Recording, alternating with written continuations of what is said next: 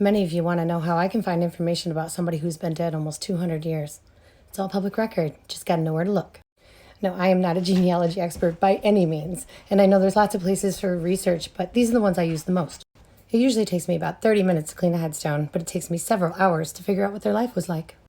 Ancestry.com is a great one. You do have to pay for it though, but take what you find on there with a grain of salt. I've seen a lot of mistakes, or just missing information. Like for example, I know this guy had a brother who's not listed here. It's not my family tree, so I can't add it.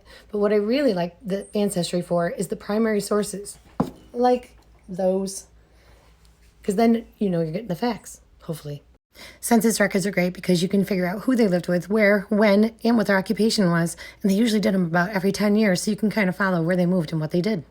You can find draft cards, marriage licenses, or something like this, which is a person's will, which is always interesting to read. Definitely helps if you know how to read cursive. Findagrave.com is exactly what it sounds like. I use this so much I put an app for it on my phone. If you type in the person's name, it'll tell you where they're buried, and if a volunteer is taking a picture of the headstone, it'll be on there too. So if you're on the other side of the planet doing genealogy research, you don't have to travel just to see their headstone. Sometimes if you're lucky, it'll even list who their parents are, their spouse, their siblings, and their kids, and where all those people are buried as well. By far my favorite is this one, FultonHistory.com. It's just a collection of old newspaper articles. It is out of New York State, but it does have articles for all over the place. It's not super user-friendly. You type in the person's name, but there's not really a way to narrow your search, so you have to make sure the location of the newspaper and the date it was printed makes sense for the person you're looking for. If I type in my name, there are 214 newspaper articles that pop up with that name, but only about 7 of them are actually me. Once you find an article that might be your person, if you click on it, it'll show you the whole page of that newspaper, and where their name is mentioned, it will be highlighted.